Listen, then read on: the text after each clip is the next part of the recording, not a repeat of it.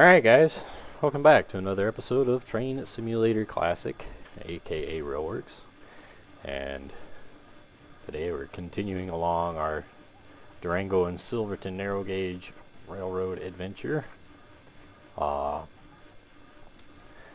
we left off at Rockwood, that's where we're at right now.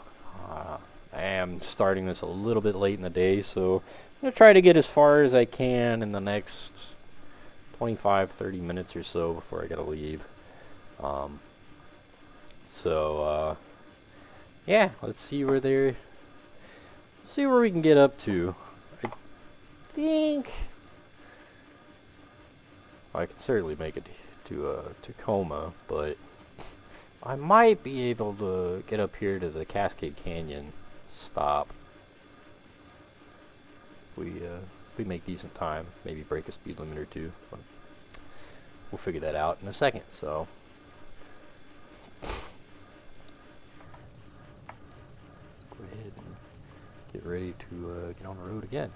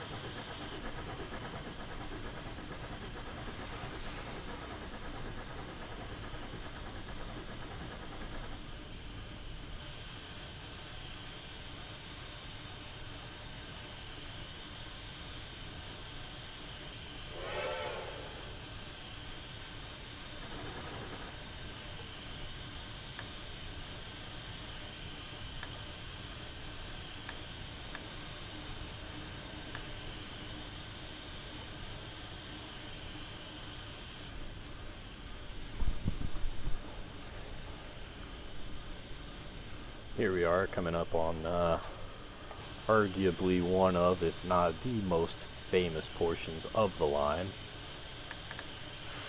See if we can keep it to that speed that we're supposed to.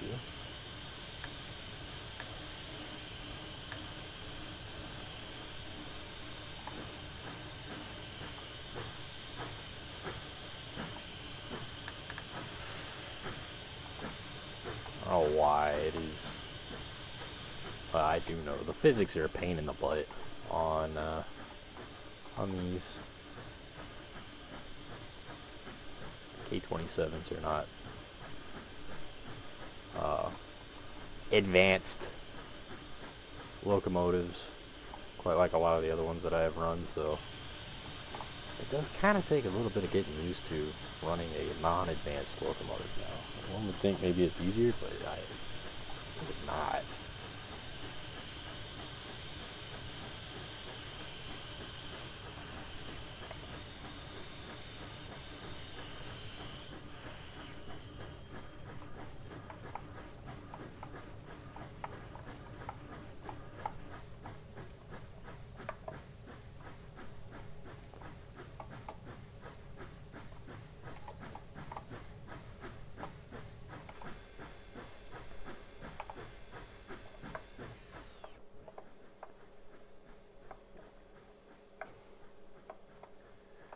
Many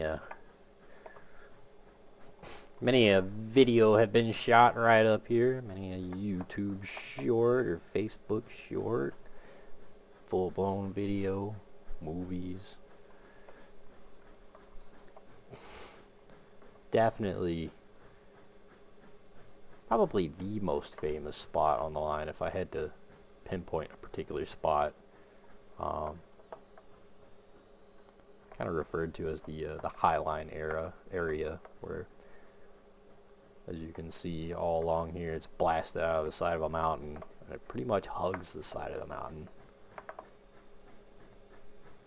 Makes for absolutely gorgeous pictures, whether you're on or off the train. Definitely one of my favorite places. If this were redone with some like AP trees, some Armstrong Powerhouse trees and scenery and such, man, this could really look good right here.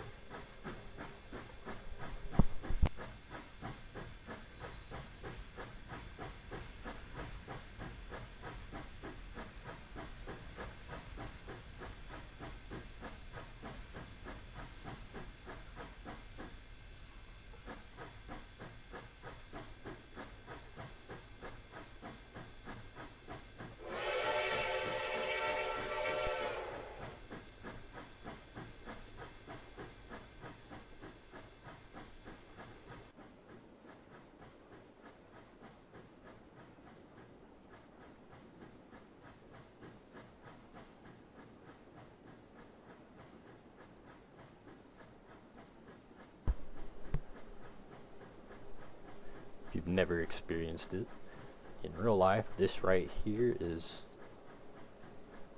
really the train trip of a lifetime. I mean, sitting here in this open gondola, taking the trip up to Silverton, this spot right here is just absolutely breathtaking.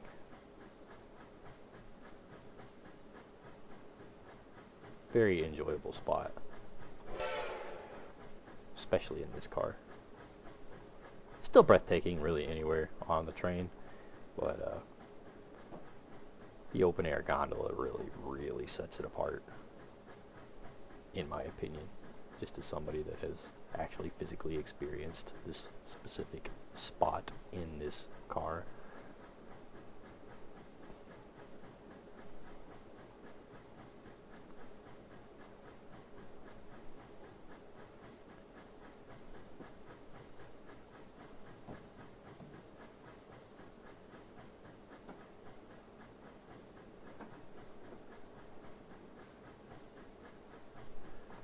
Matter of fact, the clouds kind of look the same.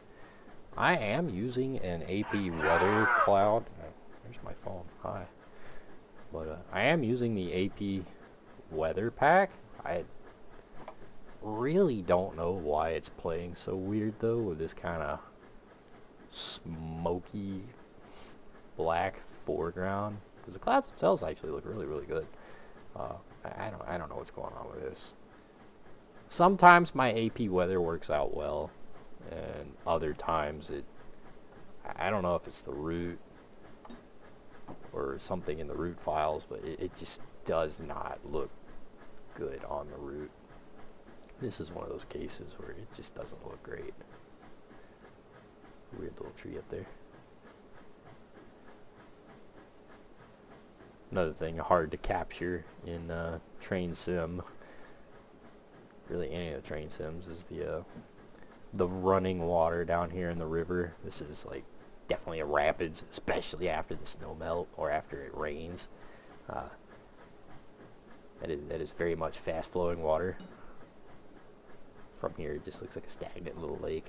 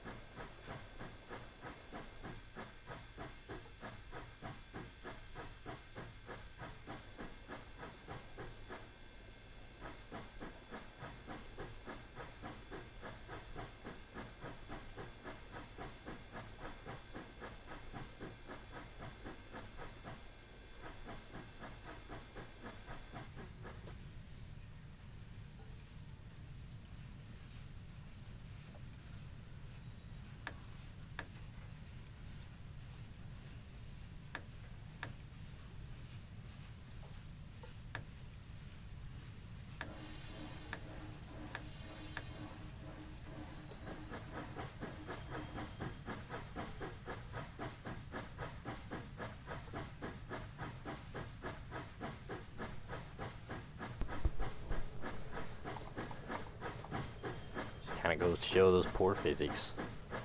All of 0.4 psi taken on the brakes here, and 1 psi on the brake cylinder, and the locomotive struggles to pull through that. It's kind of weird that the brakes don't apply pressure until you're like almost full blown in emergency. I mean, here we are at 70% just for a hold. I mean, it might be how it is on a K27. I have never in my life operated one, so I could not say. But it still seems kind of weird.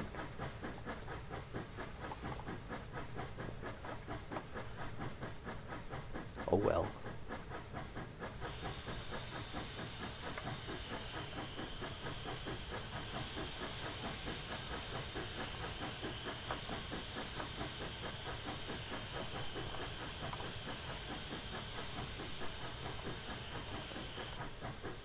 As you guys can see, this is actually the reason that I didn't continue on with the last video. It's 5 miles an hour for a pretty good portion of this area.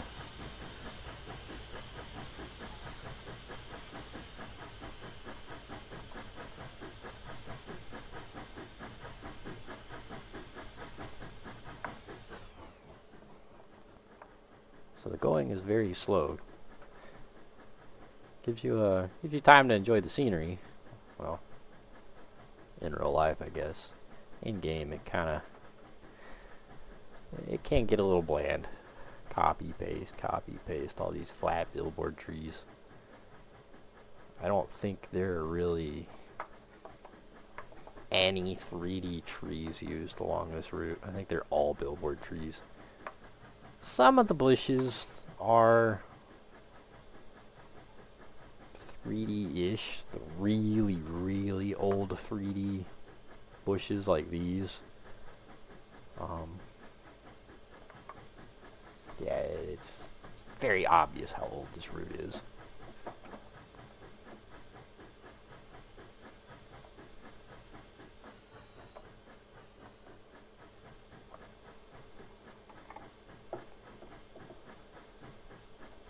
It is kind of cool to see this in real life, though, because you get, the one K36 or K28 up front. It's got anywhere from 10 to something like 15 cars in a train. It's kind of wild. A much longer yellow snake going through here.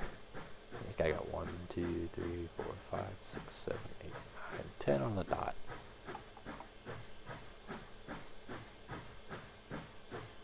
Truth be told, with the poor physics done on this, on the cars and such, I probably could have got away with a 13 to 15 car train behind this locomotive, but it looked kind of weird.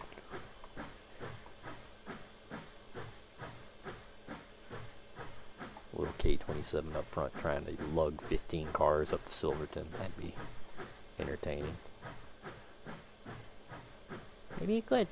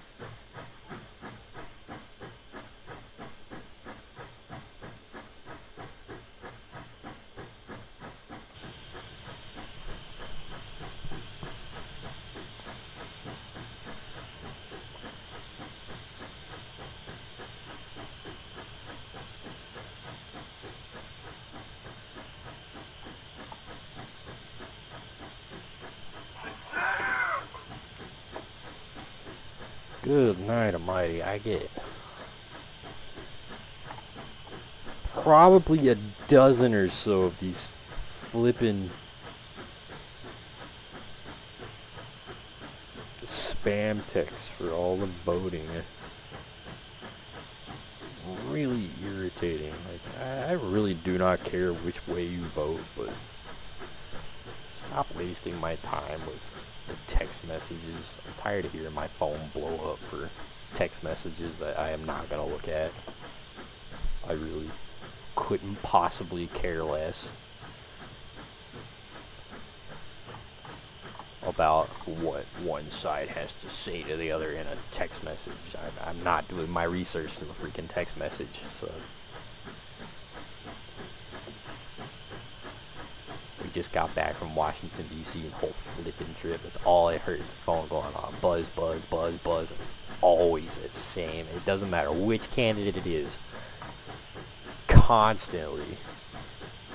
Who are you voting for? Why are you voting? Here's why you should vote. This is voting for who? This is why you should vote for those. Blah, blah, blah. God almighty. Stop. Such a waste of taxpayer time.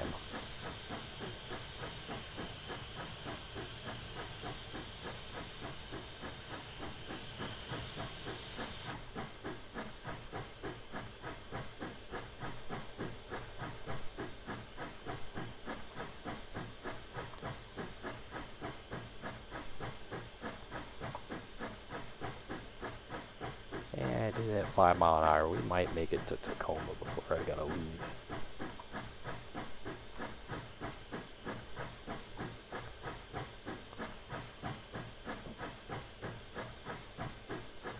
Or we could say screw the 5 mile an hour speed limit. Pick it up a little bit here.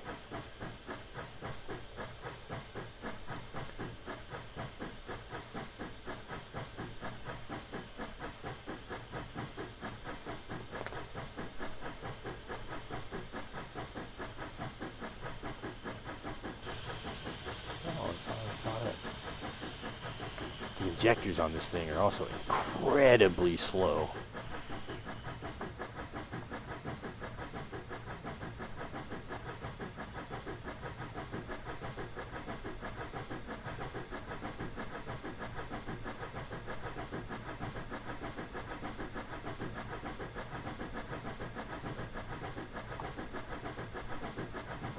Go ahead and grab 10 mile an hour. That should be within a reasonable margin. So I don't think, yeah, we've already gone through really sharp curves.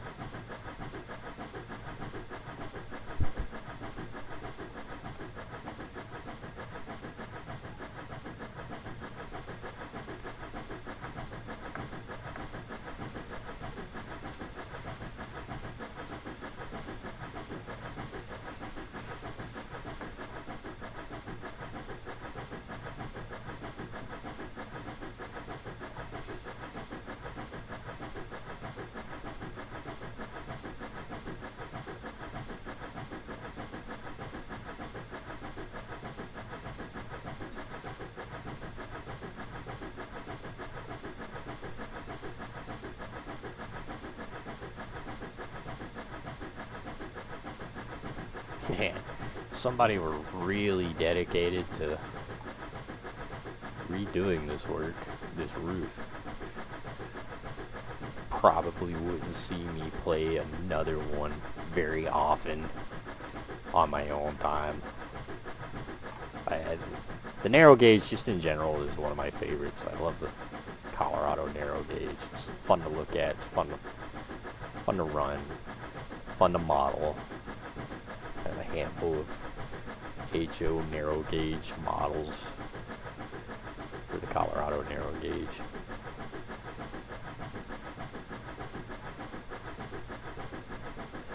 I believe, for the most part, the track work along the G-Trax route here is pretty much true to scale. I think there are some places that have changed since the route was built originally in, heck, what was it, 2012. I think some of the track work has changed in a couple places. I know they redid one of the bridges going up into Silverton. The track got moved over. The old bridge is no longer used. So stuff like that would have to get redone if you wanted to make it true to 2024.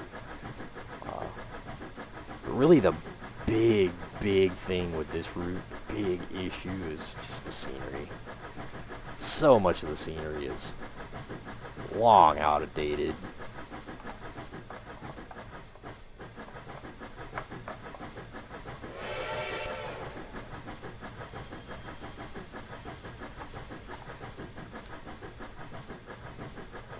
A lot of outdated scenery, a lot of incomplete scenery. That's a big thing. Heck, you guys saw that stretch from Durango to Hermosa where none of the houses are there. The road's kind of there, maybe in some places. It's just barren, hardly any trees. And that's not true in real life, especially today. And then you got the entire town of Durango where track floats, road floats. And the city itself is not nearly as big as it should be. Now granted, it doesn't need to be in-game. It doesn't need to be modeled as big as it is in real life. Obviously you're not going to be looking at the entirety of Durango, but Durango has definitely blown up a lot in recent years.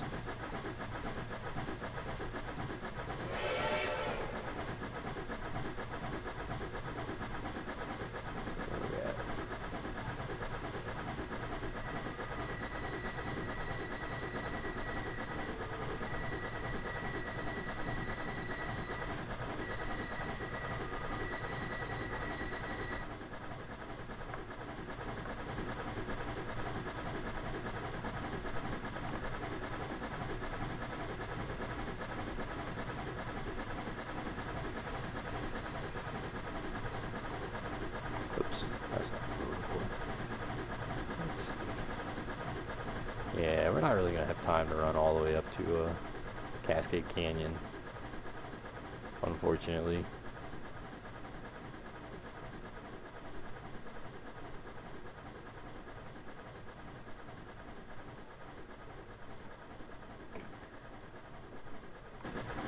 As it is almost 3 o'clock and I do indeed have to go to work for a little bit. As I said, I started this video a lot later than I had intended to.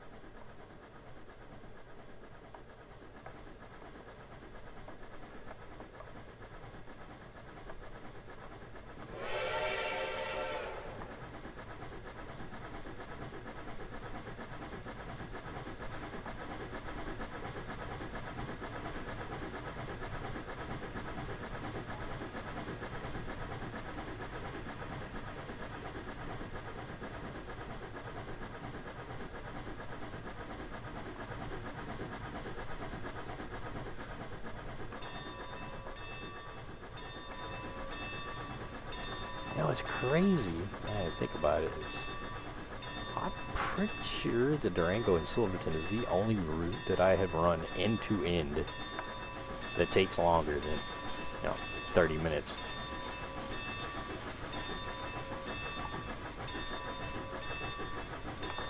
Most of the routes that I own, I haven't had the time to run end to end, but a lot of them take,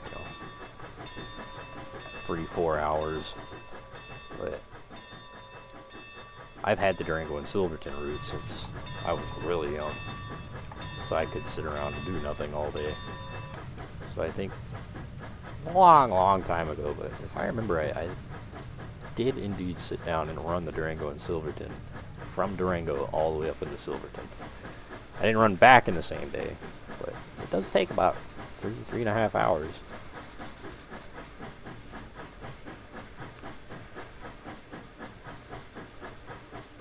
Oh, the disappearing trees.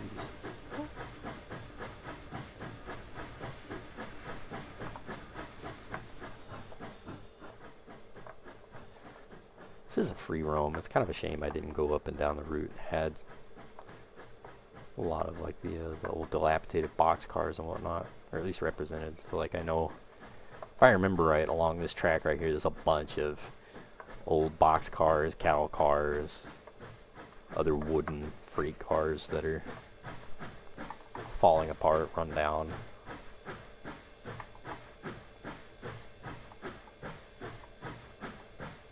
Gosh, I wish somebody would record some proper K-Series chuffs. Because these decade-old K4 sounds are just, yeah.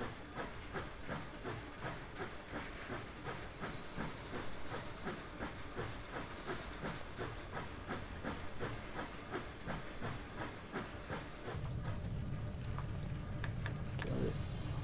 Apply some brake.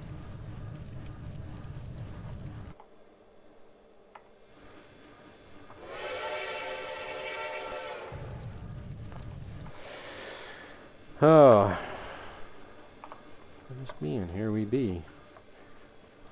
Hermosa to, or not Hermosa, where were we? Rockwood to Tacoma. It's kind of fun that the Tacoma power plant is modeled-ish.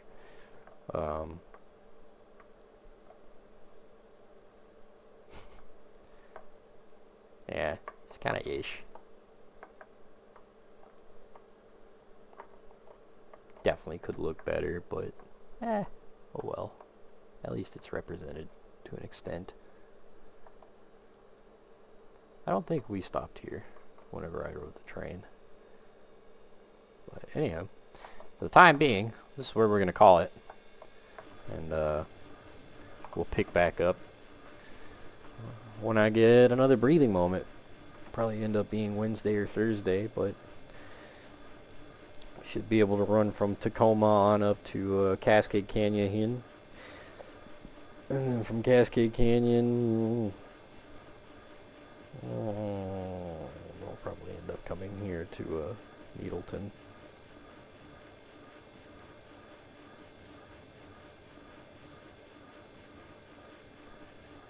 I'll have to have a hot minute to run that Needleton to on up here to Elk Park. Pretty long stretch before there's any sidings or anything to pull into. But anyways, hope you guys are enjoying it.